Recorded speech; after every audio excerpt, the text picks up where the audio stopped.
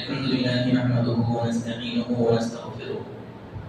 ونعوذ بالله من شرور أنفسنا ومن سيئات أعمالنا من يهده الله فلا مضل له ومن يضلل فلا هادي له وأشهد أن لا إله إلا الله وحده لا شريك له وأشهد أن محمدا عبده ورسوله أما بعد أعوذ بالله من الشيطان الرجيم بسم الله الرحمن الرحيم وَأَنذِرْ عَشِيرَتَكَ الْأَقْرَبِينَ۔ ہر قسم کی تعریف اللہ رب العالمین کے لیے ہے جو ساری عبادتوں کا اکیلا مستحق ہے، نہ اس کی ذات میں کوئی شریک ہے، نہ اس کا کوئی مشیر ہے، نہ اس کی کوئی اولاد ہے اور نہ وہ کسی کی اولاد ہے، وہ ہر قسم کے عیب سے پاک ہے۔ بعدہ درود و سلام کا نزول ہو اللہ کے آخری پیغمبر محمد رسول اللہ صلی اللہ تعالی علیہ وعلی آلہ وصحبہ وبارک وسلم پر، جنہیں اللہ رب العالمین نے ساری کائنات والوں کے لیے نبی بنا کر بھیجا اور جن کی نبوت قیامت کی صبح تک باقی رہنے والی ہے۔ اللہم صلی علی محمد وعلی آل محمد کما صلیت علی ابراہیم وعلی آل ابراہیم انک حمید مجید۔ اللہم بارک علی محمد وعلی آل محمد كما باركت على إبراهيم وعلى آل إبراهيم إنك حميد مجيد۔ محترم سامعین کرام، عزیز ساتھیوں اور اسلامی ماں اور بہنوں، ہمارا 2 دن سے سیرت النبی صلی اللہ تعالی علیہ وسلم کے حوالے سے ذکر چل رہا ہے۔ میں نے مختلف قسم کے پہلو کا اور مختلف قسم کے موضوعات کا تذکرہ پہلے دن کیا تھا، جن میں سے 2 مرحلے اور 2 پہلو گزشتہ 2 دنوں میں ہم نے مکمل کیے۔ آج سیرت النبی صلی اللہ تعالی علیہ وسلم کے حوالے سے تیسرا پہلو اور تیسرا موضوع ہے، اور وہ ہے اللہ کے نبی صلی اللہ تعالی علیہ وسلم کی دعوت کا آغاز اسلام، دعوت آغاز اسلام، سفر حبشہ اور ساتھ ہی ساتھ جو ہے سفر طائف، اور پھر اللہ کے نبی صلی اللہ علیہ وسلم کا صبر اور استقامت، یہ ساری چیزیں انشاءاللہ آج کے درس میں ہم دیکھیں گے۔ کل کے درس میں آخر میں اس بات کو میں نے ذکر کیا تھا کہ اللہ کے نبی صلی اللہ تعالی علیہ وسلم نے وحی کی ابتدا کے بعد 3 سال تک اپنے قریبی لوگوں میں اسلام کی دعوت پیش کی، اسلام کو جو ہے پھیلایا، جس کی وجہ سے بمشکل 40 سے 45 لوگ اسلام کے اندر داخل ہوئے، جن میں زیادہ تر لوگوں کی تعداد غلاموں کی تھی، کمزوروں کی تھی اور مظلوموں کی تھی۔ بالکل نادر قسم کا طبقہ، مسکین اور غریب قسم کا طبقہ اور اسلام لانے والوں میں شامل رہا، جو اللہ کے نبی صلی اللہ علیہ وسلم نے ابتدائی 3 سالوں میں دعوت کا آغاز کیا اور آپ نے دعوت کا کام کیا۔ پھر جب اللہ رب العالمین نے اللہ کے نبی صلی اللہ علیہ وسلم کو اعلانیہ طور پر دعوت دینے کا حکم دیا، یا ایھا المدثر کے الفاظ کے ذریعے، اور اسی طرح وَأَنذِرْ عَشِيرَتَكَ الْأَقْرَبِينَ کے ذریعے، تو اللہ کے نبی صلی اللہ علیہ وسلم نے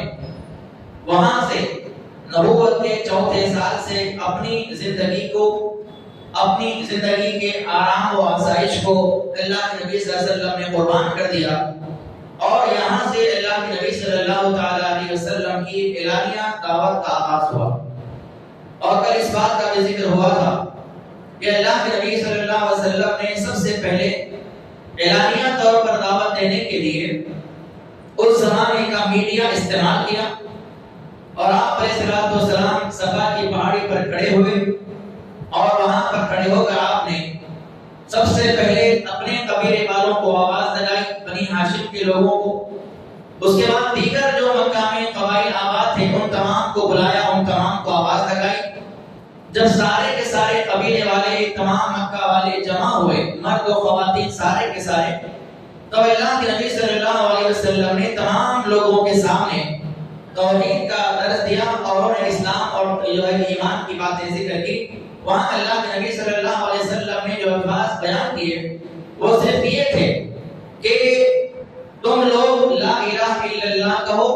اللہ کے علاوہ کوئی معبود برحق نہیں ہے۔ اور یہ بات مکہ والوں کے لیے، عرب والوں کے لیے بالکل نئی بات تھی۔ تمام لوگ سکتے میں پڑ گئے، تمام لوگوں کے جو ہے دماغ بند ہو گئے، تمام لوگوں کے قلوب رک گئے، تھم گئے کہ آخر یہ کون سی دعوت ہے، یہ کون سی جو ہے بات ہے جو بات ہم نے نہ سنی ہے کبھی، نہ ہمارے باپ داداؤں نے سنی ہے۔ کیونکہ ابراہیم علیہ السلام کا جو دور تھا اور وہ جو دین تھا، وہ دین ختم ہو کر تقریباً 2000 سال سے زیادہ کا عرصہ عرب کے علاقے میں ہو چکا تھا۔ ہاں، فلسطین کے علاقے اور ملک شام وغیرہ کے عراق کے جو علاقے تھے وہاں پر مسلسل انبیاءوں کا سلسلہ جاری رہا۔ ابراہیم علیہ السلام کے بعد اسحاق علیہ السلام کے خاندان میں، ان کے نسل میں مسلسل عیسیٰ علیہ السلام تک نبوت کا سلسلہ جاری رہا۔ مسلسل نبی آتے رہے اور وہ سارے کے سارے انبیاء کہاں آئے؟ فلسطین کے علاقے میں آئے۔ لیکن یہ جو عرب کا علاقہ تھا، حجاز کا علاقہ تھا، یہاں پر اسماعیل علیہ السلام کے بعد کوئی نبی نہیں آیا۔ 2000 سال سے زیادہ کا عرصہ بیت چکا۔ یہاں پر لوگ جو ہے 100 سال 200 سال میں ہی ساری چیزوں کو بھول جاتے ہیں، سارے طور طریقے بھول جاتے ہیں، طور طریقے، تمدن، تہذیب ساری تبدیل ہو جاتی ہے 100-200 سال کے اندر ہی۔ اور یہاں پر 2000 سال کا گیپ آ چکا تھا۔ اس لیے مکہ والوں کے سامنے جب لا الہ الا اللہ کی بات پیش کی گئی تو تمام مکہ والوں کو اس سے بڑا تعجب ہوا۔ یہ کون سی دعوت ہے، یہ کیا چیز ہے؟ یہ تو کہتے ہیں کہ کوئی معبود ہے ہی نہیں اللہ کے علاوہ، سچا معبود کوئی ہے ہی نہیں، اور ہمارے باپ دادا، ہمارے پیڑھی در پیڑھی 2000 سال مطلب کئی نسل گزر چکی، اتنے نسل در نسل ہم جو ہے بتوں کی عبادت کرتے آ رہے ہیں، خود کعبۃ اللہ کے اندر 360 بت رکھے ہوئے ہیں، ہم ان کی عبادت کرتے ہیں اور یہ کہتے ہیں کہ اللہ کے علاوہ کوئی معبود نہیں ہے۔ اب یہ ساری باتیں ان لوگوں کے ذہنوں میں، دماغوں میں چلنے لگی، اور اسی اثنا میں ابو لہب کا وہ الفاظ، وہ کہنا اے محمد تو ہلاک ہو جائے تو برباد ہو جائے، یہ بات بھی اللہ کے نبی صلی اللہ علیہ وسلم کو بڑی تکلیف تھا، آپ کو گزری، آپ پر بڑی شاق ہوئی۔ اس کے بعد یہاں سے اللہ کے نبی صلی اللہ علیہ وسلم کی اعلانیہ دعوت کا آغاز ہوتا ہے اور آپ وہاں سے دعوت کا کام شروع کرتے ہیں۔ لہذا سب سے پہلے مرحلے میں اب چونکہ مکہ والوں کے درمیان میں یہ بات آ چکی کہ یہ ایک عجیب قسم کی نئی دعوت ہے، اور ان کے ذہنوں میں یہ بات آ گئی کہ اس دعوت کے پھیلنے کے بعد جب یہ دعوت پھیلے گی تو ظاہر بات ہے کہ باپ بیٹے سے الگ ہوگا، ماں بیٹی سے جدا ہو جائے گی، بھائی بھائی کا دشمن بن جائے گا، آپس میں خاندان قبیلے بٹ جائیں گے۔ لہذا مکہ والوں نے جو ہے مشورہ کیا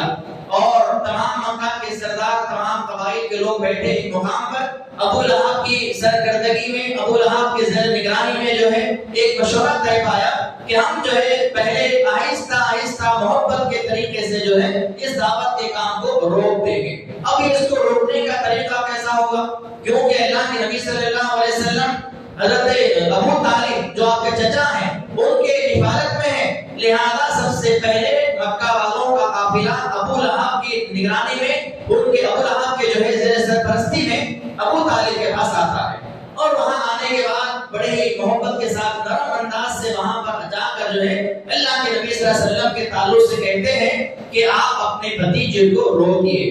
آپ کا بھتیجا ہمارے معبودوں کے تعلق سے برا بھلا کہتا ہے، ہمارے خداؤں کے تعلق سے برا بھلا کہتا ہے، ہمارے دین میں یہ عجیب چیز ہے، ہم جو دیکھ رہے ہیں یہ بالکل نئی چیز ہے، عجیب چیز ہے، اور ہماری عقل اس بات کو ماننے کے لیے تیار نہیں ہے، لہذا آپ اپنے بھتیجے کو اس دعوت کے کام سے روک دیجیے۔ چچا ابو طالب نے بھی ان لوگوں کی باتوں کو سنا اور بڑی نرم لہجے سے، بڑی شفقت کے انداز میں ان لوگوں کو سمجھا کر بھیج دیا، یعنی فوری جو ہے ریئیکشن نہیں دیا، اور وہاں پر یہ نہیں کہا کہ ٹھیک ہے میں روک دوں گا، بلکہ ان لوگوں کو ہی پہلا پھسلا کر محبت کے ساتھ روانہ کر دیا، اور اللہ کے نبی صلی اللہ علیہ وسلم کا جو دعوت کا کام تھا وہ چلنے لگا۔ اب اسی اثنا میں ہوا یہ کہ حج کا سیزن آیا، کیونکہ حج یہ اللہ کے نبی صلی اللہ علیہ وسلم کے زمانے سے پہلے سے بھی چلتا آ رہا ہے، ابراہیم علیہ السلام کے بعد سے مسلسل جب سے کعبۃ اللہ کی تعمیر ہوئی ہے، حج کا عمل جاری و ساری ہے،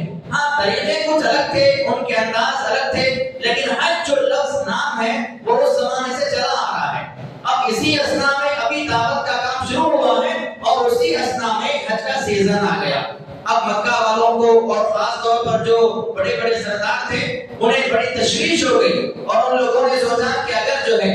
حج کے سیزن میں ظاہر بات ہے دنیا جہاں سے لوگ وہاں پر آئیں گے اور جب مکہ میں داخل ہوں گے تو یہ آدمی محمد نام کا ان لوگوں کے سامنے ایسی ایسی باتیں کرے گا، تو یا تو لوگ اس کے جو ہے ماننے والے بن جائیں گے، ہمارے مخالفین زیادہ ہو جائیں گے، یا پھر جو ہے یہاں پر فساد و فتنہ پیدا ہو جائے گا۔ لہٰذا اس کے دعوت کے کام کو کسی نہ کسی طریقے سے حج سیزن کی حد تک تو بھی روکنا چاہیے۔ لہٰذا ان لوگوں نے کیا کیا، مکہ کے اندر ایک بہت بڑا آدمی تھا جسے لوگ جو ہے یہ سمجھا کرتے اس کے بارے میں کہ وہ بہت زیادہ عقل مند ہے، اور وہ آدمی بولنے میں بھی بڑا ماہر تھا، اور اس کی عقل و فہم اور اس کی فراست کی لوگ تصدیق کرتے تھے، اسے بڑا آدمی سمجھا جاتا ہے، جس کا نام ولید ابن مغیرہ تھا۔ لہٰذا مکہ کے تمام سردار ابو لہب کی سرکردگی میں ولید ابن مغیرہ کے پاس آتے ہیں، اور آنے کے بعد کہتے ہیں کہ ہم اس بات کے لیے آپ کے پاس جمع ہوئے ہیں کہ جب حج کا سیزن آنے والا ہے اور یہ آدمی جو ہے ہمارے سامنے موجود ہے اور اپنی دعوت کو یہ پیش کر رہا ہے، لہذا ایسا نہ ہو کہ ہماری باتیں مختلف ہو جائیں۔ اگر وہ آدمی کسی قبیلے والے کے پاس جائے گا، وہاں جا کے اپنی بات کو پیش کرے گا، تو وہ قبیلے والے ابو لہب کے پاس جائیں گے تو ابو لہب کہے گا کہ نہیں وہ آدمی شاعر ہے، ابو جہل کے پاس جائے گا تو ابو جہل کہے گا کہ وہ دیوانہ ہے۔ اس طرح سے ہماری باتیں الگ الگ نہیں ہونی چاہیے، ہم سارے اتفاق کرتے ہوئے ایک ہی بات پر فیصلہ کریں گے کہ سب مل کے ایک ہی بات ان لوگوں سے کہیں گے کہ آدمی کیا ہے۔ لہٰذا ہم اس لیے آپ کے پاس آئے ہیں کہ آپ کو سنائیں اور آپ سے مشورہ لیں کہ آپ اس بارے میں کیا کہتے ہیں۔ تو ولید ابن مغیرہ نے کہا کہ تم لوگوں کا کیا خیال ہے، تمہارا کیا خیال اس بارے میں ہے کہ وہ آدمی کیا ہو سکتا ہے؟ تو لوگوں نے کہا کہ مکہ کے قریش کے سرداروں نے کہا کہ ہم اس آدمی کو کاہن سمجھتے ہیں۔ کاہن کا مطلب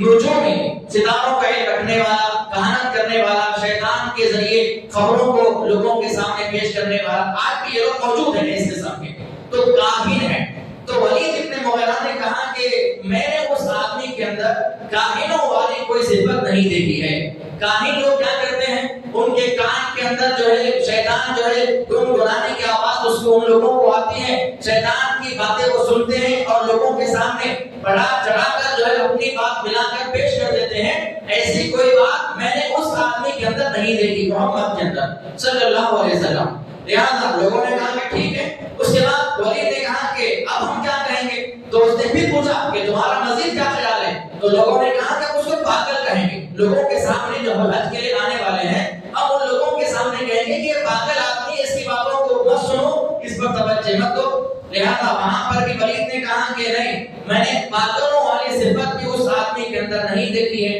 لہٰذا پھر سوال ہوا، لوگوں نے کہا کہ ہم اس کو شاعر کہیں گے۔ تو ولید نے کہا کہ شعر شاعری کے اشعار وغیرہ اور جس طرح کا وہ کلام ہے میں اس کو اچھی طرح جانتا ہوں، اس آدمی کی دعوت میں کسی قسم کی کوئی شاعری والی بات بھی موجود نہیں ہے۔ لہذا لوگ جو ہے اس کے بعد کہنے لگے کہ اس آدمی کو ہم جادوگر کہیں گے۔ تو ولید نے کہا کہ جادوگری کے معاملات کو بھی میں جانتا ہوں، جادوگری کس بنیاد پر کی جاتی ہے، کیسے جادوگری کی جاتی ہے، اس کو اچھی طرح جانتا ہوں۔ اس آدمی کے اندر جو ہے جادوگری والی صفت بھی موجود نہیں ہے، نہ یہ ٹھاٹ ٹھوک کرتا ہے، نہ یہ گلا لگاتا ہے، نہ کسی قسم کا کوئی ایسا عمل وہ کرتا ہے کہ جس کی وجہ سے اسے جادوگر کہا جائے۔ اب لوگ تھک گئے، لوگوں نے کہا کہ اب ہم یہ ساری باتیں ہماری اپنی تھی، اب آپ کا کیا مشورہ ہے؟ ہم آپ کے پاس لیے آئے ہیں کہ آپ جو ہے مشورہ دیں، اب اس آدمی کو کیا کہیں لوگوں کے سامنے۔ تو ولید نے تمام لوگوں کی بات کو سن کے کہا، اللہ کی قسم اس آدمی کی بات بڑی میٹھی ہے، اس آدمی کی بات جو ہے بڑی میٹھی اور شیریں ہے، اور اس کی باتوں میں بڑی پائیداری ہے، بڑی مضبوطی ہے، اس کی جڑ بڑی مضبوط ہے، اس کے شاخ پتار ہیں، اور جو بات بھی تم لوگوں کے سامنے اس کے تعلق سے کہو گے، تمہاری بات کو لوگ باتیں سمجھیں گے۔ اگر تم اس کے بارے میں کہو گے جادوگر ہے، تمہاری بات کو لوگ غلط سمجھیں گے۔ اگر تم لوگ کہو گے شاعر ہے، تو تمہاری بات کو لوگ جھوٹا کہیں گے۔ اس آدمی کو کوئی فرق اس سے پڑنے والا نہیں ہے۔ اس کے بعد لوگوں نے کہا کہ اچھا ہم کریں کیا؟ تو اس نے کہا کہ بس اتنا کر سکتے ہیں کہ اس آدمی کے بارے میں ہم ایسا کہہ سکتے ہیں کہ اس آدمی نے ایسا کلام پیش کیا ہے جو جادو کا کلام ہے، جس کی وجہ سے باپ بیٹے سے، بھائی بھائی سے، شوہر بیوی سے، کنبے قبیلے آپس میں جو ہے الگ الگ ہو رہے ہیں۔ یہ پھوٹ ڈالنے کا کام کر رہا ہے، لہذا یہ جادو کا کلام اپنے پاس رکھتا ہے۔ لہذا اسی بات پر اتفاق طے جو ہے ہوا اور تمام لوگ اس کی بات کو جو ہے مان کر وہاں سے واپس چلے گئے۔ اللہ رب العالمین نے قرآن مجید کے اندر سورہ مدثر جو قرآن مجید کا دوسرا سورہ ہے، اس سورے میں اللہ تعالیٰ نے آیت نمبر 18 سے لے کر آیت نمبر 25 تک اسی ولید ابن مغیرہ کا تذکرہ بیان فرمایا۔ اللہ رب العالمین نے کہا کہ انہو فکر وقدر فقتل کیف قدر ثم قتل کیف قدر ثم نظر ثم عبس وبصر ثم ادبر واستكبر فقال ان هذا الا سحر يؤثر ان هذا الا قول البشر۔ اللہ رب العالمین نے کہا کہ ولید نے کہا کہ اس نے جو ہے سوچا، ولید نے پہلے سوچا، اندازہ لگایا اور اللہ نے فرمایا کہ وہ ہلاک ہو گیا۔ اس نے کیسا اندازہ لگایا؟ وہ ہلاک ہو گیا اور اس نے پیشانی کی طرف جو ہے اپنے پیشانی پر پٹ ڈالے اور اس نے جو ہے محمد صلی اللہ علیہ وسلم کی باتوں پہ غور کیا، اس کے باوجود بھی منہ موڑا اور پلٹ گیا اور تکبر کیا۔ آخرکار اس کے ذہن میں کیا بات آئی کہ یہ ایک نرالا جادو ہے اور یہ انسان کا کلام ہے۔ یہ الفاظ اس کے اللہ تعالیٰ نے قرآن مجید کے اندر بھی ذکر کیے۔ لہذا اب یہی معاملہ چلتا رہا کہ اس زمانے میں، اس دور میں، ابتدائی دور میں جتنے لوگ حج کے سیزن میں وہاں پر آتے گئے، ان لوگوں نے جو ہے یہی بات کہتے ہوئے لوگوں کو اس سے دور کرنے کی کوشش کی۔ اس کے بعد یہ جو حکمت عملی تھی اور یہ جو معاملہ تھا یہ زیادہ اثردار ثابت نہیں ہوا، زیادہ اس میں اثر نہیں رہا۔ اس کے باوجود کہ لوگ اللہ کے نبی صلی اللہ علیہ وسلم کے پاس آتے گئے اور وہاں سے آ کر آپ کی باتوں کو سنتے گئے۔ لہذا اب مشرکین مکہ نے دوسرا ہتھیار استعمال کیا۔ وہ ہتھیار کیا تھا؟ جب کبھی اللہ کے نبی صلی اللہ علیہ وسلم کسی آدمی کے پاس کھڑے ہو کر دعوت کے کام کو کرتے، اللہ کی بات کو پیش کرتے، سچ بات کو بیان کرنے کا ذکر کرتے، جھوٹ سے بچنے کی دعوت دیتے، جیسے جیسے اللہ کے نبی صلی اللہ علیہ وسلم بیان کرتے جاتے، قریش کے لوگ جو ہے وہاں پر کھڑے ہو کر زور زور سے ہنسی مذاق اڑاتے، زور زور سے ہنسنا، مارنا، وہاں پر کھڑے ہو کے تحقیر کرنا، آپ کا استہزاء کرنا، آپ کو جھٹلانا، یہ ان لوگوں نے دوسرا ہتھیار استعمال کیا۔ کبھی آپ کو پاگل کہا جاتا، کبھی آپ کو شاعر کہا جاتا۔ یہ سارے کے سارے الفاظ ان لوگوں نے اللہ کے نبی صلی اللہ علیہ وسلم کے تعلق سے وہاں پر استعمال کیے۔ اس کے بعد تیسرا جو مرحلہ یا تیسرا جو ہتھیار استعمال کیا، ان لوگوں نے اللہ کے نبی صلی اللہ علیہ وسلم کے تعلق سے عوام الناس کے ذہنوں میں یہ شکوک و شبہات پیدا کیے کہ اس کا جو کلام ہے، اس کلام کے اندر کوئی عقل مندی والی بات نہیں ہے۔ قرآن کے اندر یہ جو کلام لے کے آیا ہے، اس کے کلام میں، اس کے الفاظ میں کوئی ایسی بڑی بات نہیں ہے کہ جس کی بات کو مان لیا جائے، جس کی بات پر عمل کر لیا جائے، سوائے قصے کہانیوں کے۔ اس میں کیا ہے؟ اللہ نے فرمایا، اس کا ذکر اللہ نے کیا۔ ان لوگوں نے کہا کہ اساطیر الاولین، اس میں صرف پچھلے لوگوں کے قصے اور کہانیاں ہیں۔ یہ الفاظ اور یہ ہتھیار استعمال کرتے ہوئے لوگوں کو دین اسلام سے جو ہے دور کرنے کی ان لوگوں نے کوشش کی اور کہا کہ یہ قرآن یا اس کا جو کلام ہے، محمد کا جو کلام ہے صلی اللہ علیہ وسلم، سوائے قصے اور کہانیوں کے اور محض جھوٹ پر مبنی یہ کلام ہے، اس میں مزید کوئی ایسی بات نہیں ہے۔ اور جو الفاظ، جو بات دیگر انبیاءوں کے تعلق سے کہی گئی، قرآن مجید میں اللہ تعالیٰ نے دیگر انبیاءوں کا بھی ذکر کیا۔ سارے انبیاءوں کے تعلق سے ان کی اپنے اپنے قوموں نے جو الفاظ کہے، وہی الفاظ اللہ کے نبی صلی اللہ علیہ وسلم کے تعلق سے بھی کہے گئے۔ وہ الفاظ کیا تھے؟ اللہ نے فرمایا سورہ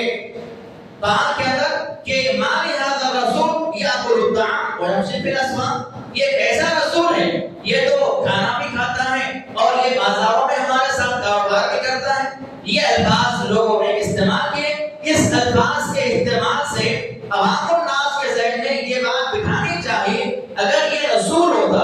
اگر یہ اللہ کی طرف سے بھیجا ہوا نبی ہوتا تو اس کے ساتھ کوئی فرشتہ نازل ہونا چاہیے تھا، اس کے ساتھ کوئی نئی مخلوق نازل ہونا چاہیے تھا، یا اس کو اللہ تعالیٰ ایسے قوتیں عطا کرنا چاہیے تھا کہ یہ کھانا نہ کھائے، ہمارے ساتھ عام لوگوں کی طرح نہ رہے بلکہ کچھ الگ دکھے۔ یہ اس طرح سے لوگوں کے ذہنوں کو منتشر قسم کا بھی کوئی کام جو ہے ان لوگوں کے لیے کارآمد نہ ہو سکا۔ اس کے بعد مزید جو ہے ان لوگوں نے آگے بڑھ کر اللہ کے نبی صلی اللہ تعالیٰ علیہ وسلم کے تعلق سے مزید لوگوں کے ذہنوں میں منتشر باتوں کو پھیلانا اور لوگوں کو جو ہے دین سے دور کرنے کی ان لوگوں نے مسلسل کوششیں کی۔ جب ساری کوششیں ناکام ہو گئی، آخر میں اللہ کے نبی صلی اللہ علیہ وسلم کے پاس خود آئے۔ اب مشرکین مکہ پہلے ابو طالب کے پاس گئے، وہاں پر کوئی فائدہ نہیں ہوا۔ اس کے بعد جو ہے اپنی طرف سے کوششیں کرتے رہے کہ کبھی حجاج کو روکنے کی کوششیں کی، کبھی اللہ کے نبی کے خلاف جو ہے غلط افواہیں پھیلانے کی کوشش کی، کبھی قرآن کے تعلق سے اسے قصے کہانیوں کی نام بیان کرنے کی کوشش کی۔ جب ساری باتیں جو ہے کام نہ آئی تب ڈائریکٹ اللہ کے نبی صلی اللہ علیہ وسلم کے پاس حاضر ہوئے، اور اس کے بعد اس آنے والے لوگوں میں جو ہے اسود بن مطلب بن عباس بن عبد العزا، ولید بن مغیرہ، امیہ بن خلف اور عاص بن وائل، یہ سارے کے سارے قوم کے جو لیڈر تھے، بڑے بڑے لوگ جو ہیں اللہ کے نبی صلی اللہ علیہ وسلم کے پاس ڈائریکٹ آ گئے۔ وہاں آنے کے بعد بات چیت کیا ہوئی؟ ان لوگوں نے کہا کہ اے محمد، اللہ کے نبی خطاب کرتے ہوئے کہا کہ اے محمد، جسے تم پوجتے ہو، جس کی تم عبادت کرتے ہو، ہم بھی اسے پوجیں گے، ہم بھی اس کی عبادت کریں گے، اور جسے ہم پوجتے ہیں، جس کی ہم عبادت کرتے ہیں، تم بھی اس کی عبادت کرو، لہذا ہمارا کام بھی آسان ہو جائے گا، تمہارا کام بھی آسان ہو جائے گا، ہمارے اور تمہارے درمیان میں کسی قسم کا کوئی اختلاف باقی نہیں رہے گا۔ یعنی ہم جن معبودوں کی عبادت کرتے ہیں، ایک دن تم ان معبودوں کی عبادت کر لینا، اور جس کی عبادت تم کرتے ہو، ہم سارے مل کر ایک دن اس کی عبادت کر لیں گے، آپس میں کوئی لڑائی کوئی اختلاف نہیں ہوگا۔ اللہ کے رسول صلی اللہ علیہ وسلم نے جب یہ باتیں ساری باتیں سنی، اللہ رب العالمین نے اسی وقت سورہ کافرون نازل فرما دیا۔ قل یا ایھا الکافرون لا اعبد ما تعبدون ولا انتم عابدون ما اعبد ولا انا عابد ما عبدتم ولا انتم عابدون ما اعبد لکم دینکم ولی دین۔ اللہ تعالیٰ نے اعلان صاف طور پہ کر دیا، اللہ رب العالمین نے اپنے نبی کی زبان سے کہلوا دیا، اے نبی آپ ان کافروں سے کہہ دیجئے کہ یا ایھا الکافرون، اے کافروں کی جماعت، میں جس کی عبادت کرتا ہوں اس کی عبادت تم نہیں کر سکتے، اور جس کی عبادت تم لوگ کرتے ہو میں اس کی عبادت نہیں کر سکتا، تمہارے لیے تمہارا دین ہے اور میرے لیے میرا دین ہے۔ اسلام کے اندر اور خصوصیت کے ساتھ عقیدہ توحید کے اندر کسی قسم کا کوئی کمپرومائز اسلام میں جو ہے نہیں ہوا ہے، نہ اللہ کے نبی صلی اللہ علیہ وسلم نے کبھی کیا، نہ کبھی صحابہ کے زمانے میں ایسا ہوا، نہ بعد کے ادوار میں تابعین نے، تبع تابعین نے، محدثین نے، ائمہ نے، کبھی کسی نے بھی عقیدہ توحید کے ساتھ کوئی کمپرومائز نہیں کیا۔ جہاں پر توحید کی بات ہے بس توحید بھی ہونا چاہیے، ہاں دیگر مسائل ہیں، دنیاوی معاملات ہیں، دنیاوی مسائل ہیں، اس میں کمپرومائز ہو سکتا ہے، لیکن اللہ کے تعلق سے، توحید کے تعلق سے، رب کو رب ماننے کے تعلق سے، رب کو الہ اور معبود ماننے کے تعلق سے، اور اکیلے معبود ماننے کے تعلق سے، ان تمام باتوں کے تعلق سے کبھی کوئی کمپرومائز نہ کبھی ہوا ہے، نہ کبھی قیامت تک ہو سکتا ہے۔ آج ہمارا معاملہ کیا ہے؟ اہل حدیثوں کا معاملہ کیا ہے؟ ہم جو ہے ایک طرف کلمہ پڑھنے والے بھی ہیں، ہم ایک طرف توحید کی باتیں کرنے والے بھی ہیں، اور دوسری طرف جو ہے جہاں جہاں جیسے جیسے مسائل دنیا کے اعتبار سے آتے جاتے ہیں ہم ان کے اندر بھی شامل ہوتے جاتے ہیں۔ ہمیں توحید کا پختہ علم ہمارے پاس موجود نہیں ہے، توحید کہتے کسے ہم اس کو بھی نہیں جانتے، کہاں پر کیا عمل کرنے سے ہماری توحید میں خلل پیدا ہو رہا ہے ہم اس بات کو بھی نہیں جانتے۔ کتنے ایسے لوگ ہیں جو ہے درگاہوں کے اور جو ہے مجاوروں کے پوسٹروں کے ساتھ اپنے فوٹوز اور اپنے پوسٹر لگائے پھر رہے ہیں، سیاسی معاملات کے لیے، سیاست کے لیے، پالیٹکس کے لیے یہ سارے معاملات ہم کر رہے ہیں۔ یہ نہیں سمجھتے کہ یہ لوگ جو ہے قبر پرست ہیں اور ہم توحید پرست ہیں۔ قبر پرست اور توحید پرست میں کبھی کوئی معاہدہ نہیں ہوا ہے۔ اللہ کے نبی صلی اللہ علیہ وسلم نے صاف اعلان کر دیا، جب کہ یہاں پر بات کیسی تھی، جب مشرکین مکہ کے سردار بات لے کر آئے تو بات اگر دیکھا جائے اصولی طور پر دنیاوی اعتبار سے اچھی بات تھی کہ ایک دن ہم تمہارے معبود کی عبادت کریں گے اور ایک دن ہمارے معبود کی عبادت تم کر لینا، کوئی لڑائی نہیں، کوئی فتنہ فساد نہیں، بات تو اچھی تھی، لیکن اس بات میں توحید کے ساتھ کمپرومائز تھا۔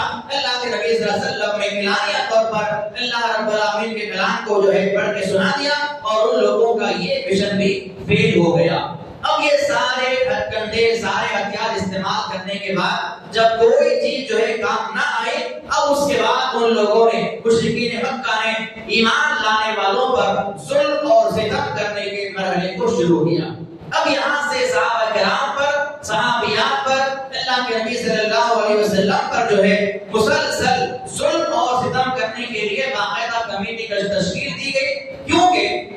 اللہ کے نبی صلی اللہ علیہ وسلم خود ایک باعزت باوقار آدمی تھے مکہ کے اندر۔ آپ پر ڈائریکٹ اٹیک کرنا بہت مشکل عمل تھا، کوئی آدمی آپ کے سامنے ایسا آ کر عمل نہیں کر سکتا تھا، کسی کے اندر ہمت بھی نہیں تھی اور کوئی آپ کو اس طرح سے نہیں دیکھتا تھا، یعنی ہر آدمی کے نظر میں آپ عزت دار آدمی تھے، پہلی بات۔ اور دوسری بات یہاں پر یہ تھی کہ اللہ کے نبی صلی اللہ علیہ وسلم کے جو چچا ابو طالب ہیں، ان کا مقام و مرتبہ بھی بہت زیادہ بلند و بالا تھا، ان کی سرپرستی میں، ان کی موجودگی میں کوئی ان کے بھتیجے میں ہاتھ ڈالے یہ بھی بڑا مشکل مسئلہ تھا، لہذا یہ کام کرے تو کون کرے؟ اس زمن میں 25 لوگوں کی کمیٹی تشکیل دی گئی۔ مشرکین مکہ نے 25 سرداران قریش کو جمع کیا، ان تمام 25 سرداران قریش کی کمیٹی جو ہے تشکیل دی گئی اور اس کمیٹی کا سردار ابو لہب کو بنایا گیا اور تمام لوگوں نے اس بات پر فیصلہ کیا اب ہم یہاں سے اللہ کے نبی صلی اللہ علیہ وسلم پر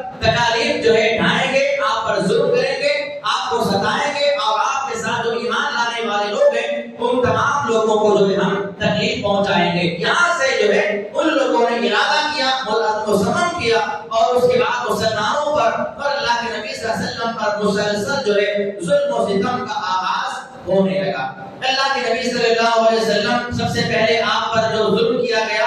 ابو لہب کے دو بیٹے، ابو لہب کے دو بیٹے عتبہ اور شیبہ، ان دونوں کے نکاح میں اللہ کے نبی صلی اللہ علیہ وسلم کی دو بیٹیاں تھیں، ایک رقیہ ایک ام کلثوم، دونوں بیٹیاں دو ابو لہب کے بیٹوں کے ساتھ نکاح میں موجود تھی۔ ابو لہب نے سب سے پہلے اپنے بیٹوں کو حکم دیا کہ نبی کی ان دونوں بیٹیوں کو طلاق دے دو۔ اس نے سب سے پہلے زبردستی طلاق دلوائی اللہ کے نبی صلی اللہ علیہ وسلم پر کہ بیٹیوں کے ساتھ بیٹیوں پر اپنے بیٹوں سے الگ کر دیا۔ یہ وہاں سے ظلم کی اور جو ہے آپ کو ستانے کی تکلیف کی ابتدا ہونے لگی۔ اس کے بعد اللہ کے نبی صلی اللہ علیہ وسلم پر جو ہے جب کبھی آپ صفا پہاڑی پر کی طرف جاتے، وہاں پر لوگوں کو دعوت دینے کے لیے قدم بڑھاتے، آگے بڑھتے تو پیچھے سے ابو لہب جو ہے پتھر مارتا، جس کی وجہ سے آپ کے بیڑیوں میں سے خون نکلنے لگا۔ یہ تکلیفیں وہاں سے دینا ان لوگوں نے شروع کیا، کیونکہ اب کرے گا تو سزا چچا ہی کرے گا، کیونکہ چچا کے مقابلے میں چچا، بھائی کے مقابلے میں بھائی کام آ سکتا ہے۔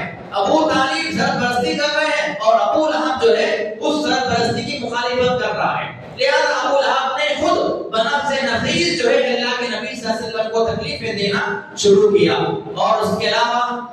اللہ کے نبی صلی اللہ علیہ وسلم پر جو ایمان لانے والے افراد تھے وہ دو قسم کے تھے، بعض اس کے اندر اہل سربت تھے، مالدار قسم کے لوگ بھی تھے، بڑے بڑے قسم کے لوگ بھی تھے، بڑے سردار، بڑے بہادر، یہ کم تعداد میں تھے، اور دوسری قسم جو ہے کمزوروں کی، غلاموں کی اور مظلوم لوگوں کی تھی۔ لہذا جو بڑا آدمی، اگر ایمان لانے والا آدمی بڑا ہے، معتبر ہے، بہادر ہے، لیڈر قسم کا ہے، تو اس کے تعلق سے کیا کرتے تھے مشرکین مکہ؟ اس کے خلاف جو ہے بلند آواز سے غلط باتیں بیان کرنا، اس کو لعن طعن کرنا، اس کا مذاق اڑانا اور اس کو مختلف قسم کی دھمکیاں دینا، کہیں پر منصب کی دھمکیاں، عہدے کی دھمکیاں، کہیں پر مال کی دھمکیاں۔ اس طرح سے ڈائریکٹ ہاتھ کے ذریعے ظلم نہیں کرتے تھے، بلکہ دماغی طور پر، سائیکولوجیکل طور پر جو ہے اس آدمی کو ڈسٹرب کیا جاتا جو ایمان میں داخل ہوتا، بڑا آدمی۔ اور جو کمزور قسم کے لوگ ہوتے، مظلوم قسم کے، غلام قسم کے، ان کو ڈائریکٹ جسمانی اذیتیں پہنچائی جاتی، جن میں حضرت بلال رضی اللہ تعالیٰ عنہ، حضرت صہیب رومی رضی اللہ تعالیٰ عنہ، حضرت خباب بن ارت رضی اللہ تعالیٰ عنہ، حضرت سمیہ رضی اللہ تعالیٰ عنہ، حضرت یاسر رضی اللہ تعالیٰ عنہ، حضرت عمار رضی اللہ تعالیٰ عنہ، یہ سارے کے سارے جو ہے سر فہرست ہیں۔ ان لوگوں پر بہت زیادہ مکہ والوں نے ظلم کیا اور بہت زیادہ ان لوگوں نے ان لوگوں کو ستایا۔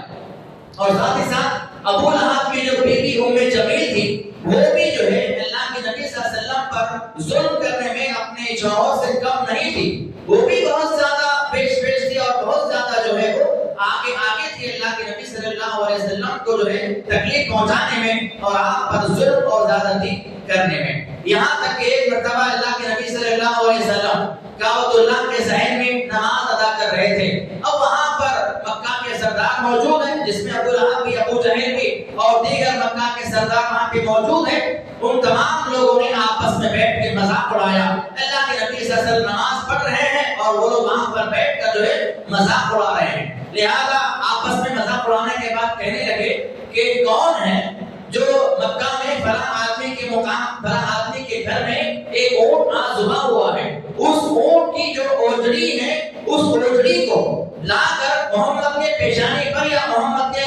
پیٹھ پر رکھ دے، یہ کون کرے گا؟ لہذا عقبہ بن ابی معیط جو آدمی تھا وہ اٹھا اور اس نے کہا کہ میں یہ عمل کروں گا. لہذا وہ فلاں گھر میں گیا. اس گھر میں جانے کے بعد وہاں سے اونٹ کی جو اوجڑی تھی اس اوجڑی کو لایا. اللہ کے نبی صلی اللہ علیہ وسلم کے بازو میں کھڑا رہا. جیسے اللہ کے نبی صلی اللہ علیہ وسلم سجدے میں گئے تو اس نے آپ کی پیٹھ پر، آپ کے دونوں بازوؤں کے اوپر جو ہے اس اونٹ کی اوجڑی کو لا کر ڈال دیا. اتنا وزن تھا اس کا کہ اللہ کے نبی صلی اللہ علیہ وسلم سجدے میں ہی پڑے رہے اور آپ سجدے سے اٹھ نہیں پائے. اور یہ معاملہ دیکھ کر سارے کے سارے استہزاء کر رہے ہیں، مذاق اڑا رہے ہیں. لہذا آخر میں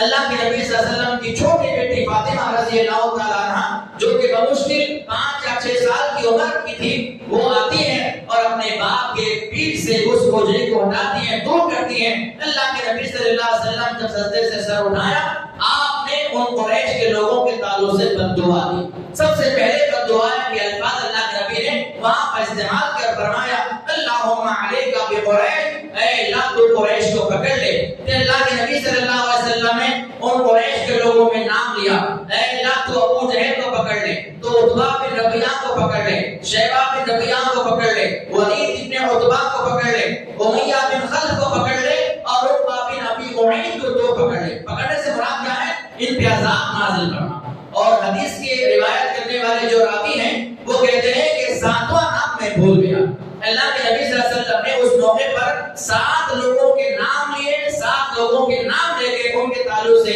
بد دعا آپ نے کی تھی. مجھے 6 لوگوں کے نام یاد رہے، 7ویں آدمی کا نام مجھے یاد نہیں رہا. اور ان تمام لوگوں کا معاملہ آخر میں کیا ہوا؟ جنگ بدر کے موقع پہ یہ سارے کے سارے لوگ جو ہے بدر کے کنویں میں قتل کیے ہوئے پائے گئے. جتنے لوگوں کے نام اللہ کے نبی صلی اللہ علیہ وسلم نے لیے تھے وہ سارے کے سارے لوگوں کی جو ہے ان کے باڈیز اور ان کی قتل کیے ہوئے جسم جو ہے بدر کے کنویں کے اندر آخر میں پائے گئے.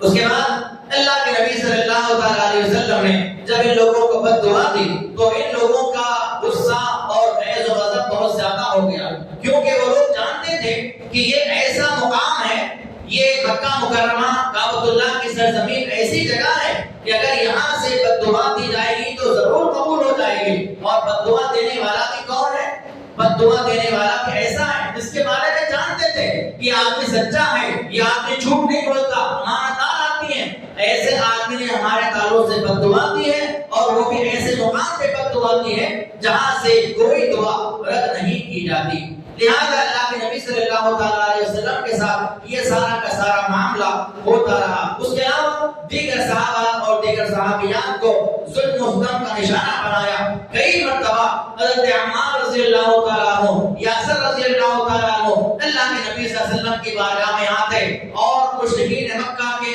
ہونے والے ظلم کو بیان کرتے. اللہ کے نبی صلی اللہ علیہ وسلم سے کہتے صبرن علی یاسر، اے یاسر کے گھرانے والوں تم صبر کرتے رہو، موعدکم الجنہ، تم سارے کے سارے جنت میں ایک ساتھ داخل کیے جانے والے ہو، تم سب کے لیے جنت میں خوشخبری ہے. لہذا یہاں پر صبر کر لو. صبر اگر کرو گے تو اللہ تعالیٰ تم تمام کو جو ہے جنت میں داخل کرے گا. آخر میں حضرت یاسر رضی اللہ تعالیٰ عنہ کے والد عمار، حضرت یاسر رضی اللہ تعالیٰ عنہ کی والدہ سمیہ رضی اللہ تعالیٰ عنہ جو ہے اسلام کے اندر شہید کر دیے گئے. سب سے پہلی شہادت اسلام کے اندر جن کی ہوئی وہ سمیہ رضی اللہ تعالیٰ عنہ تھی، جنہیں ابو جہل نے ان کو جو ہے بچی مار کر نیزہ مار کر ہلاک کر دیا. پھر بعد میں جو ہے سارے کے سارے صحابہ کے ساتھ یہ معاملہ ہوتا رہا. اس کے بعد ابوبکر رضی اللہ تعالیٰ عنہ نے حضرت بلال رضی اللہ تعالیٰ عنہ کو اور دیگر جو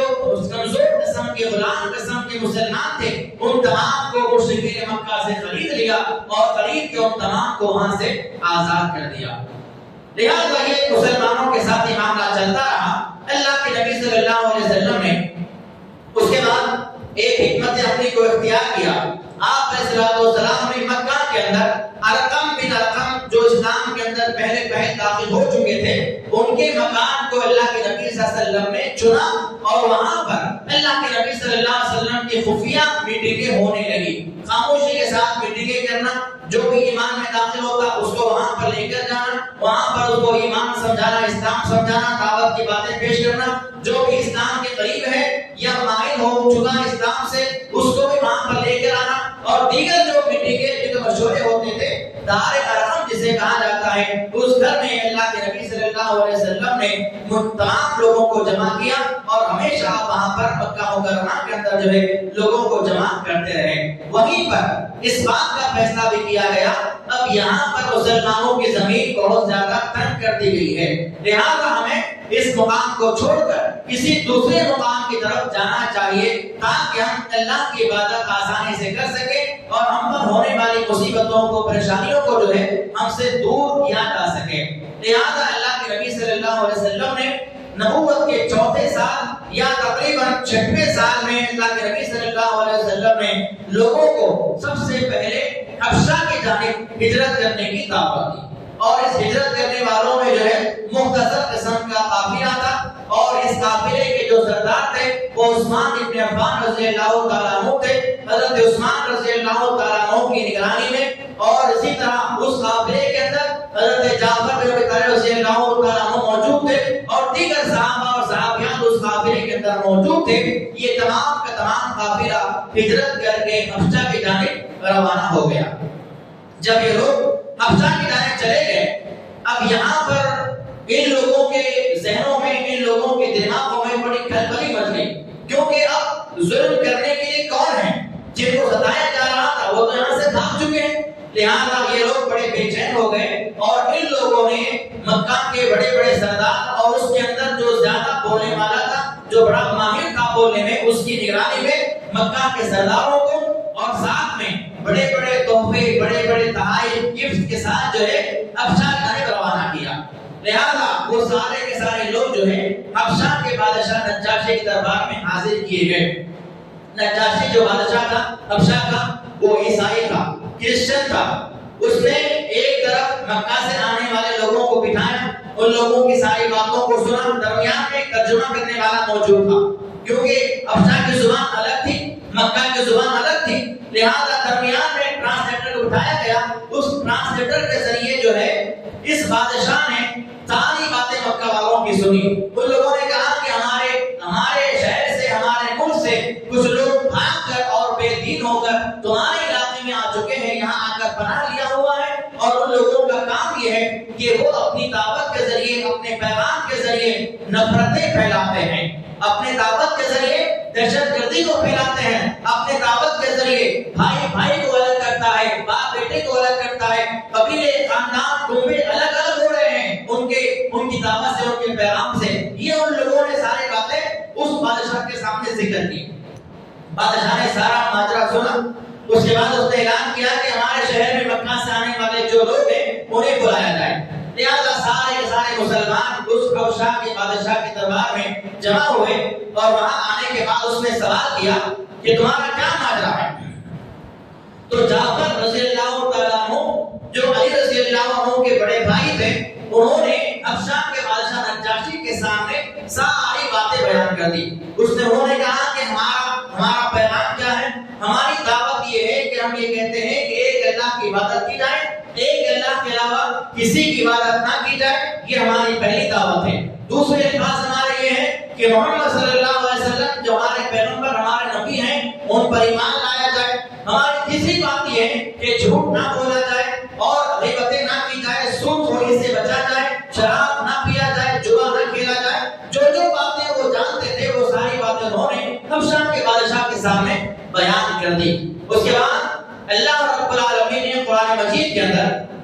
جہاں 7واں پارہ شروع ہو رہا ہے، وَإِذَا سَمِعُوا مَا أُنزِلَ إِلَيْكُم مِّن رَّبِّكُمْ، وہاں اللہ تعالیٰ نے اسی بادشاہ کا تذکرہ کیا۔ اس کے بعد حضرت جعفر رضی اللہ تعالیٰ عنہ نے اپنے ساری باتیں بیان کرنے کے بعد کیا کیا؟ سورہ مریم کی تلاوت شروع کر دی، کیونکہ سورہ مریم جو حضرت مریم علیہ السلام کے تعلق سے نازل ہوا، اس میں حضرت مریم علیہ السلام کا ذکر ہے، عیسیٰ علیہ السلام کا ذکر ہے، اور دیگر انبیاء کے تذکرے اس کے اندر موجود ہیں۔ انہوں نے اس عیسائی بادشاہ کے سامنے سورہ مریم کی تلاوت شروع کر دی۔ جیسے جیسے وہ قرآن پڑھتے جا رہے تھے، یہ بادشاہ روتا جا رہا تھا۔ اللہ نے فرمایا قرآن مجید کے اندر تفیض من الدمع مما عرف من الحق، اس بادشاہ کی آنکھوں سے آنسو جاری ہو گئے کیونکہ وہ حق کو پہچان چکا تھا۔ بادشاہ بھی رونے لگا، بادشاہ کے سارے درباری رونے لگے، ان تمام لوگوں کے آنسوؤں سے داڑیاں رو رو کر بھیگ گئی۔ اس کے بعد ساری باتیں وہ اس نے سنا، سننے کے بعد اس نے کہا کہ یہ جو پیغام تم نے میرے سامنے پیش کیا ہے، یہ وہی باتیں ہیں جو ہمارے پیغمبر عیسیٰ نے بیان کی تھی، اور یہ وہی نبی ہیں جن کے بارے میں ہماری کتاب میں اندر موجود ہے کہ یہ ایک نبی آنے والے ہیں، فلاں فلاں ان کے جو اوصاف ہوں گے، ان کا یہ نام ہوگا۔ وہ سارے اوصاف ہم اس آدمی کے اندر دیکھ رہے ہیں جن کے بارے میں تم نے ہمارے سامنے ذکر کیا ہے۔ لہٰذا اس نے مسلمانوں سے کہا کہ جب تک تمہارا دل چاہے میرے ملک میں آرام سے رہو، اطمینان کے ساتھ رہو، اور جو مکہ سے لوگ آئے تھے ان تمام لوگوں کو ذلیل کر کے وہاں سے بھگا دیا، ان کے لائے ہوئے تحفے تحائف، ان کے سارے جو گفٹ سے وہ سارے واپس کر دیے۔ اس سے اللہ کے نبی صلی اللہ علیہ وسلم کو جو معلوم ہوا بعد میں، جب آپ مدینہ میں تھے، غالباً مدینہ منورہ میں جب موجود تھے، آپ کو پتا چلا کہ حبشان کے بادشاہ نجاشی کا انتقال ہو چکا ہے، تو اللہ کے نبی صلی اللہ علیہ وسلم نے مدینہ منورہ کے اندر اس بادشاہ کے لیے نماز جنازہ غائبانہ ادا فرمائی، کیونکہ وہ ایمان والا بادشاہ تھا، اس نے ایمان قبول کر لیا تھا۔ تو یہ معاملہ حبشہ کے دربار میں پیش آیا، اور وہاں سے بھی وہ لوگ ناکام ہو کر جو ہے وہاں سے روانہ ہو گئے۔ اس کے بعد جو ہے جب مسلمان اس حبشہ کے اندر مضبوطی کے ساتھ جم گئے، تو مزید اور قافلے جو ہے حبشہ کی جانب جانے لگے، اور دوسرا جو قافلہ گیا اس کے اندر بھی بہت زیادہ تعداد میں لوگوں نے حبشہ جانب ہجرت کرنا شروع کر دیا۔ اب اس کے بعد مسلمان ایک طرف حبشہ کے اندر ہیں جو کمزور قسم کے ہیں، اور جو ہے غریب قسم کے، غلام قسم کے جو مسلمان ہیں وہ سارے کے سارے حبشہ کی جانب موجود جا رہے ہیں، اور ادھر جو ہے اللہ کے نبی صلی اللہ علیہ وسلم کی دعوت کا کام جاری و ساری ہے۔ اب اس کے بعد جو مکہ کے سردار تھے ان لوگوں نے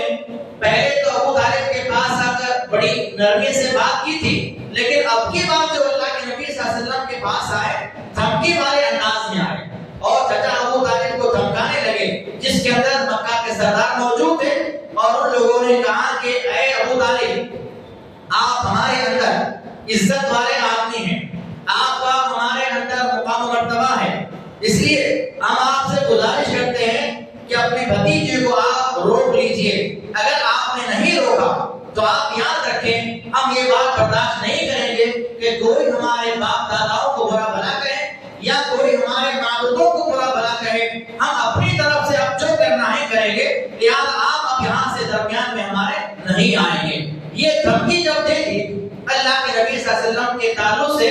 اب یہ اس دھمکی کا اثر ابو طالب کے اوپر بہت زیادہ ہوا، کیونکہ پہلی بار تو جب آئے تھے نرمی سے بات کی تھی، لیکن اب کی بار جو مکہ کے سردار آئے بہت زیادہ دھمکی والے انداز میں آ گئے اور دھمکا کے چلے گئے، اگر اب کی بار آپ نے بھتیجے کو نہیں روکا تو لہٰذا اب ہم اس بات کو خاموشی سے برداشت نہیں کریں گے، لہٰذا آپ کا کام ہے کہ آپ کیا کرتے ہیں آپ دیکھ لیجئے۔ اللہ کے نبی صلی اللہ علیہ وسلم نے اپنے چچا کو جب دیکھا،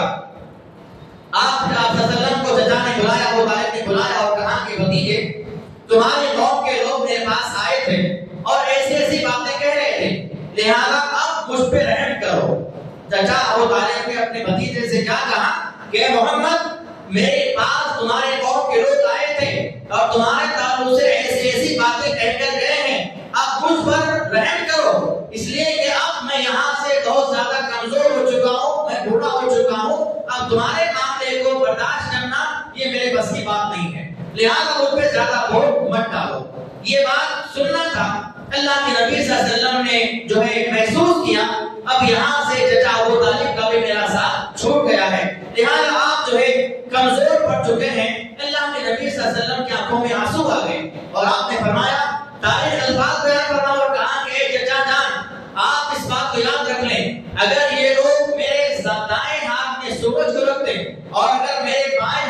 جان کو رکھ دیں تب بھی میں اپنی دعوت سے باز نہیں آنے والا ہوں۔ اگر آپ میرا ساتھ نہیں دیتے کوئی بات نہیں ہے، لیکن میں اپنی دعوت سے باز نہیں آنے والا ہوں۔ اگر سارے مکہ والے مل کر میرے ایک ہاتھ میں سورج رکھ دیں گے، ایک ہاتھ میں چاند رکھ دیں گے، اس کے باوجود بھی میں جو ہے اس دعوت سے باز نہیں آؤں گا، یہاں تک کہ میں فنا نہ کر دیا جاؤں، مجھے ہلاک کر دیا جائے، مجھے قتل کر دیا جائے، مجھے کوئی پرواہ نہیں ہے، لیکن میں اپنی دعوت سے باز نہیں آنے والا ہوں۔ یہ بات آپ نے کہی اور آپ روتے ہوئے جانے لگے۔ تو اللہ کے نبی صلی اللہ علیہ وسلم کو جاتا ہوا دیکھ کر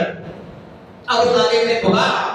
اور بلایا، بھتیجے وہ میرے پاس واپس آؤ۔ اس کے بعد کہا کہ قسم خدا کی تمہیں جو کرنا ہے کر لو، میں کبھی تمہارا ساتھ نہیں چھوڑوں گا۔ اس کے بعد ابو طالب نے اشعار پڑھے اور کہا واللہ لن یصلوا الیک بجمعہم حتی اوشد فی التراب دفینا، کہ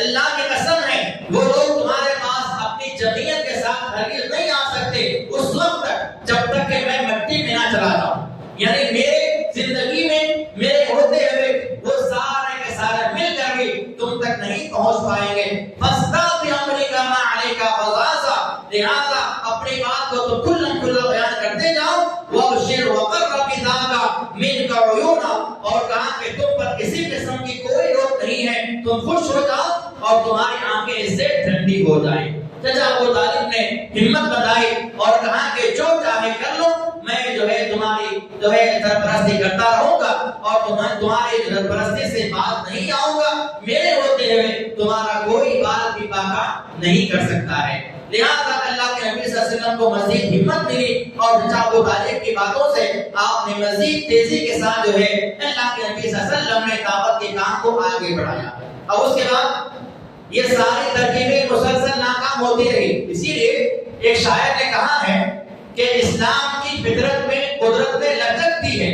اسلام کی فطرت میں قدرت نے لچکتی ہے، جتنا ہی اسے دباؤ گے اتنا ہی یہ ابھرے گا۔ مشرکین مکہ نے مسلسل کوششیں شروع کی، ابتدائی طور سے ہی ہر قسم کے حربے اختیار کر لیے، ہر قسم کے ہتھیار اپنا لیے، ہر قسم کے راستے اختیار کر لیے، کوئی راستہ کام نہیں آیا، یہاں تک کہ دھمکیاں دی، ستایا، ظلم کیا، مارا توڑا، لیکن اس کے باوجود بھی دعوت کا کام نہیں رکا، دعوت کا کام پھیلتا رہا، آگے بڑھتا ہی رہا، یہاں تک کہ ابو طالب نے بھی ہاتھ اٹھا لیے اور کہا کہ اپنے بھتیجے کو میں جو کرنا ہے کرنے دو، میں اس کا ساتھ کبھی بھی نہیں چھوڑنے والا ہوں۔ جب یہ سارے معاملات ہوئے،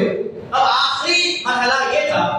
مکہ والوں نے سوچا کہ اب ہم ایک کام کرتے ہیں کہ جس کی وجہ سے فتنہ پھیلا ہے، جس کی وجہ سے انتشار ہوا ہے، جس کی وجہ سے ہم پریشان ہیں، اسی کو ختم کر دیا جائے تو بہتر ہے۔ لہذا مکہ والوں نے اب یہاں سے اللہ کے نبی صلی اللہ علیہ وسلم کے قتل کا منصوبہ تیار کیا، اور اس کے بعد ان لوگوں نے یہ سوچا کہ ہم جو ہے اللہ کے نبی صلی اللہ علیہ وسلم کو جو ہے قتل کر دیں گے۔ اس کے بعد جب یہ معاملہ ہوا تو اللہ کے نبی صلی اللہ علیہ وسلم کے پاس بہت سارے مکہ کے سردار آئے، اور اس کے بعد جو ہے قتل کرنے کے لیے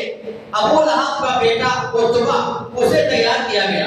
اللہ کے نبی صلی اللہ علیہ وسلم کو قتل کرنے کے لیے ابو لہب کے بیٹے عتبہ کو تیار کیا گیا اور کہا کہ عتبہ جو ہے نبی اسلام کو قتل کر دے گا۔ لہذا اللہ کے نبی صلی اللہ علیہ وسلم کو اس کی اطلاع جب پہنچی تو اللہ کے نبی صلی اللہ علیہ وسلم نے بددعا دی اور فرمایا کہ اے اللہ، تیرے تمام کتوں میں سے ایک کتا اس بچے کے پیچھے لگا دے، عتبہ کے پیچھے لگا دے۔ اب یہ بددعا جو ہے ابو لہب کو معلوم ہو گئی کہ میرے بیٹے کے تعلق سے محمد نے بددعا دی ہے، اور میں نے ابھی کہا کہ مکہ والے اس بات میں یقین رکھتے تھے کہ محمد صلی اللہ علیہ وسلم جو بھی الفاظ زبان سے کہتے ہیں وہ صحیح ہو جاتی ہے، چاہے وہ دعا دے چاہے بددعا دے، ان کا بھی اعتبار اتنا زیادہ تھا اللہ کے نبی کی ذات پر، آپ کے الفاظ پر۔ لہذا عتبہ کے تعلق سے ابو لہب بڑا فکر مند ہو گیا، اور اس کے بعد جو ہے اس نے عتبہ کا پہرا بڑھا دیا، اس کے ساتھ ہمیشہ سیکورٹی رہنے لگی، اس کے ساتھ ہمیشہ باڈی گارڈ رہنے لگے۔ لہذا ایک مرتبہ جو ہے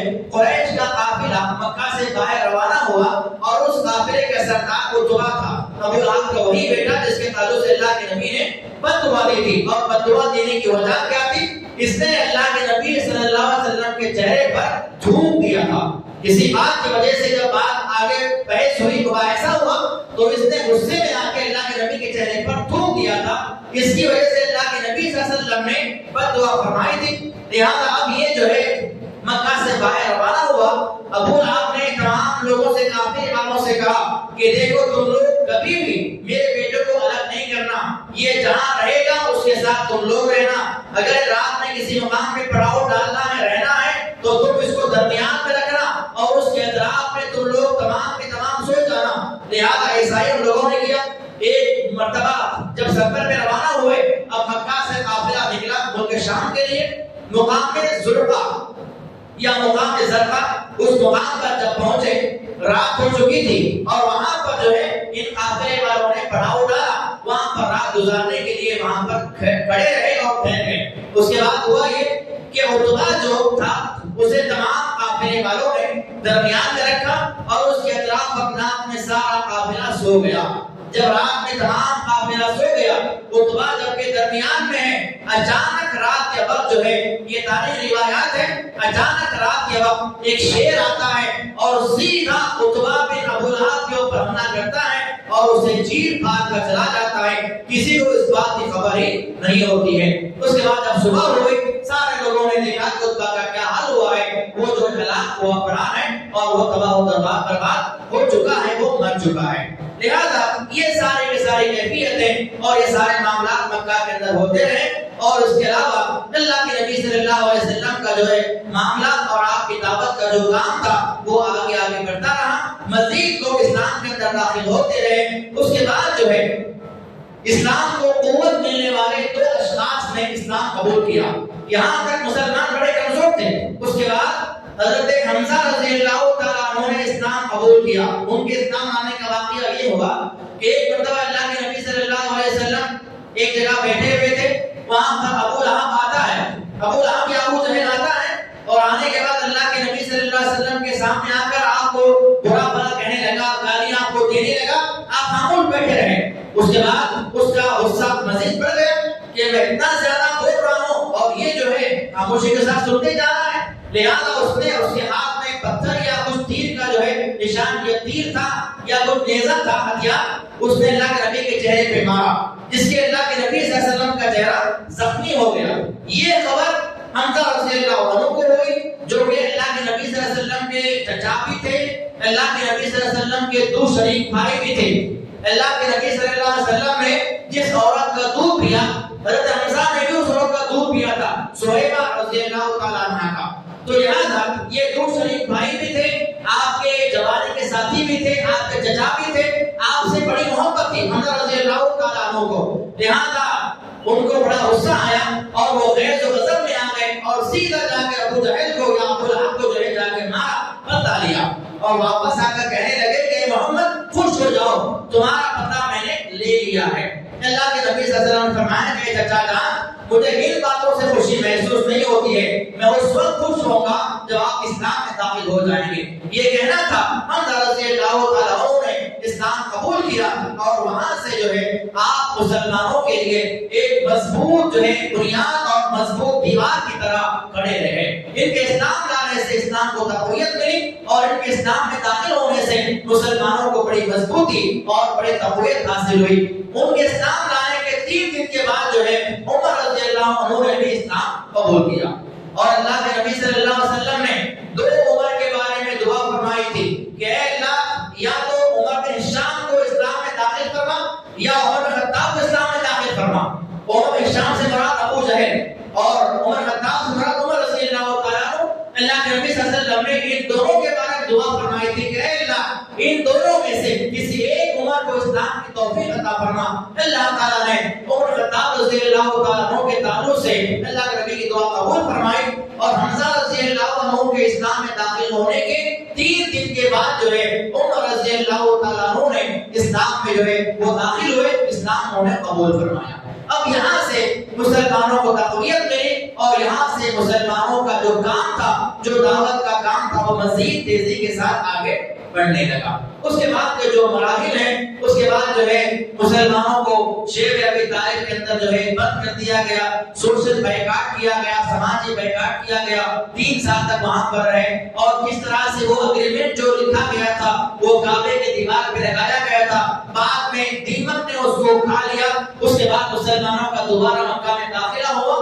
یہ سارے تفصیلات انشاءاللہ اگلے درس کے اندر ذکر کی جائے گی۔ اللہ رب العالمین سے دعا ہے اللہ تعالی ہمیں کہنے سننے سے زیادہ اللہ کے نبی صلی اللہ علیہ وسلم کی سیرت کو صحیح معنوں میں سمجھ لے اور اس پر عمل کرنے کی توفیق عطا فرمائے۔ اللہ رب العالمین ہمارے اندر بھی ایسا ایمان پیدا فرمائے جیسا ایمان اللہ کے نبی صلی اللہ علیہ وسلم نے پیدا کرنا چاہا، جیسا ایمان صحابہ نے لایا اس طرح سے ہمیں بھی ایمان والا بنا دے۔ اے اللہ ہم تمام کو جو ہے جو بیمار ہیں ان تمام کو شفا کلیہ عطا فرما، ہمارے اندر مسلمان مصیبتوں میں پریشانیوں میں ہیں، اے اللہ تمام کی مصیبتوں کو دور فرما، جو بیمار ہیں اللہ سب کو شفا کلیہ عطا فرما، مسلمانوں کے حالات کو بہتر بنا دے، مسلمانوں کے ساتھ خیر کا، بھلائی کا اور عافیت کا معاملہ فرما۔ آمین۔ واقول قولی ھذا استغفر اللہ ولکم وآخر دعوانا الحمد للہ رب العالمین۔ السلام علیکم ورحمۃ اللہ۔